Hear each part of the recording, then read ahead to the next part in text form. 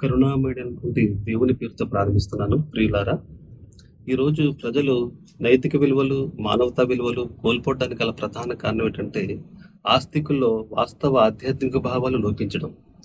ఆస్తికులంటే మనం దైవాన్ని నమ్మేవాళ్ళం. ధార్మికత మన దగ్గర ఉంది. భక్తి విశ్వాసాలు ప్రతిపాదిస్తాం.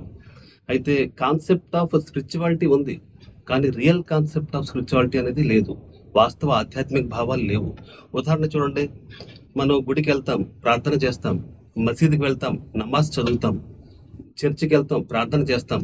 అయితే మన దైనందిన జీవితంలో ఈ ప్రార్థన మన జీవితాలపై ఎటువంటి ప్రభావం వేయదు.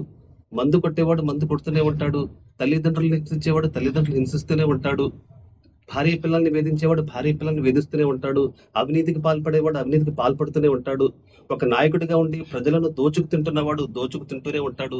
ఈ విధంగా వారి వారి వృత్తుల్లో ఉండి వారు చేసేటువంటి పిచ్చి పనులు, నైతిక పనులు ఏవైతే అనైతిక పనులు ఏవైతే ఉన్నాయో ఇవన్నీ కూడా చేస్తూ ఉంటారు. పైకి భక్తుల్లా మాత్రం ఉంటారు. ఇది రియల్ కాన్సెప్ట్ ఆఫ్ స్పిరిచువాలిటీ కాదు. రియల్ కాన్సెప్ట్ ఆఫ్ స్పిరిచువాలిటీ అంటే, నేను ఉదయం లేస్తాను, రాత్రి పడుకునే వరకు నేను ఆరాధించేటువంటి నా సృష్టికర్త నన్ను ఏ విధంగానైతే జీవితం గడపమంటున్నాడో ఆ విధంగా జీవితం గడపడాన్ని రియల్ కాన్సెప్ట్ ఆఫ్ స్పిరిచువాలిటీ అంటారు. ఉదాహరణ చూడండి, నేను ఒక ముస్లింగా ఉండి నేను 5 పూట్ల నమాజ్ చదువుతూ నా తల్లిదండ్రులు బాధ పెడుతూ వారిని వేధించినట్లయితే నేను చేసేటువంటి నమాజ్ దేవుడు స్వీకరించడు. అదేవిధంగా ఒక క్రైస్తవుడిగా ఉండి నేను ప్రార్థన చేస్తూ ఉపవాసాలు పాటిస్తూ నేను ఇరుగు పొరుగు వారిని ఇబ్బంది కనుక పెట్టినట్లయితే అప్పుడు నా యొక్క ఉపవాసాలు నా యొక్క ప్రార్థన దేవుడు ఎంత మాత్రం కూడా స్వీకరించడు. అదేవిధంగా ఒక హిందువుగా ఉండి నేను చేసేటువంటి వ్రతాలు పూజలు ఇవన్నీ కూడా చేస్తూ నా నోటి మాటల వల్ల నా చేతల వల్ల నా ప్రవర్తన వల్ల ఎవరైనా బాధపడుతున్నట్లయితే అప్పుడు నేను చేసేటువంటి పూజలు వ్రతాలు దేవుడు ఎంత మాత్రం కూడా స్వీకరించడు. అంటే ఇక్కడ భక్తి వేరు, విశ్వాసం వేరు, ఆచరణ వేరు, ఎంత మాత్రం వేరు కాదు. నీ భక్తి అనేది ఏదైతే ఉందో అది నీ మాటల్లో తొనికిసలాడాలి, నీ చూపుల్లో తొనికిసలాడాలి, నీ ప్రవర్తనలో తొనికిసలాడాలి. ప్రజలు నీ వ్యక్తిత్వం గురించి సాక్ష్యం ఇవ్వగలగాలి. ఇది ధర్మం చెప్పేటువంటి మాట.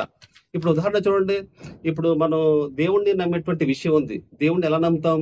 దేవుడు ఉన్నాడు అంటాం, లేకపోతే అందరికీ ఒకటే దేవుడు అంటాం. కానీ ఎలా నమ్మాలి? రియల్ కాన్సెప్ట్ ఆఫ్ స్పిరిచువాలిటీలో దేవుని నమ్మేటువంటి విధానం చెప్తున్నాను. ఇప్పుడు దేవుడు చూస్తున్నాడు, నేను చూస్తున్నాను, మీరు చూస్తున్నారు. అయితే మనం చూడడానికి దేవుడు చూడడానికి వ్యత్యాసం ఏంటంటే, తేడా ఏమిటంటే, మనం వెలుగుంటేనే మనం చూడగలం, చీకట్లో మనం చూడలేం. కానీ నేను ఆరాధించేటువంటి నా సృష్టికర్త నేను చీకట్లో ఉన్నా, వెలుగులో ఉన్నా, ఒంటరిగా ఉన్నా, సామూహికంగా ఉన్నా, ఎక్కడున్నా సరే ఆయన నన్ను చూస్తున్నాడు, ఆయన నన్ను గమనిస్తున్నాడు. ఇది గ్రంథాలు చెప్పేటువంటి కాన్సెప్ట్. ఇదే విషయాన్ని భగవద్గీత శాస్త్రం 13వ అధ్యాయము 14వ శ్లోకంలో అక్కడ ఏం చెప్పబడిందంటే, తత్ సర్వతోక్షి అంటాడు. అంటే మీ సర్వ చేష్టలను నేను చూస్తున్నాను. ఇంకేం చెప్తాడు అక్కడ? సర్వతా శృతి మల్లోకి, నేను మీ ప్రతి మాటను వింటున్నాను అంటాడు. హృది సర్వస్య విశ్రితం అంటాడు. మీ హృదయాలలో తిష్ట వేసుకుని కూర్చున్నాను అంటాడు. ఇంకా మరొక చోట 9:18 అంటాడు గీతలో, ప్రభు సాక్షి అంటాడు. అంటే మీరు చేసే ప్రతి పనికి కూడా నేను సాక్షిగా ఉన్నాను అని చెప్పి అక్కడ ప్రస్తావించడం జరిగింది. ఇదే విషయాన్ని బైబిల్ గ్రంథం చూసినట్లయితే 94వ కీర్తనలో అక్కడ ఏం చెప్పబడింది? జనులలో పశుప్రాయులారా అంటాడు దేవుడు. అంటే జనులలో పశువు లాంటి వారా, మీరు దీని గురించి ఎప్పుడైనా ఆలోచించారా అంటూ అక్కడ ఏం చెప్తాడు? బుద్ధిహీనులారా, మీరు ఎప్పుడు బుద్ధిమంతులు అవుతారని చెప్పి అక్కడ ప్రశ్నిస్తాడు.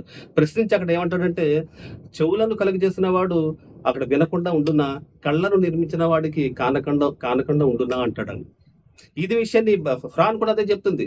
42వ సూర 11వ వాక్యంలో అక్కడ ఏం చెప్తాడు? అస్సమి అంటే నేను మీ ప్రతి మాటను వింటున్నాను. అల్ బసీర్, నేను సర్వము చూస్తున్నాను, మీ హృదయాల్లో దాగి ఉన్న రహస్యాలు సైతం కూడా నేను ఎరుగును అని చెప్పి ఖురాన్ కూడా ప్రతిపాదిస్తుంది. సోదరులారా, ప్రియులారా, కాబట్టి ఇక్కడ ఇప్పుడు చెప్పండి, నేను ఆరాధించేటువంటి దేవుడు నేను చీకట్లో ఉన్నా, వెలుగులో ఉన్నా, సామూహికంగా ఉన్నా, ఒంటరిగా ఉన్నా, ఎక్కడున్నా సరే దేవుడు నన్ను గమనిస్తున్నాడు అంటే ఒక వ్యక్తి తప్పు చేయగలడా?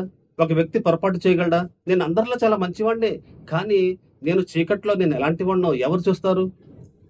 నేను ఇంటి దగ్గర నా భార్య పిల్లలతో నేను ఎలాంటి బిహేవియర్ కలిగి ఉన్నానో ఎవరు చూస్తారు? చూచేవాడు ఒకడున్నాడు, ఆయనే సృష్టికర్త. ఈ విధంగా నన్ను చూస్తున్నాడు అన్నప్పుడు ఒక వ్యక్తి జీవితంలో మార్పు వస్తుంది.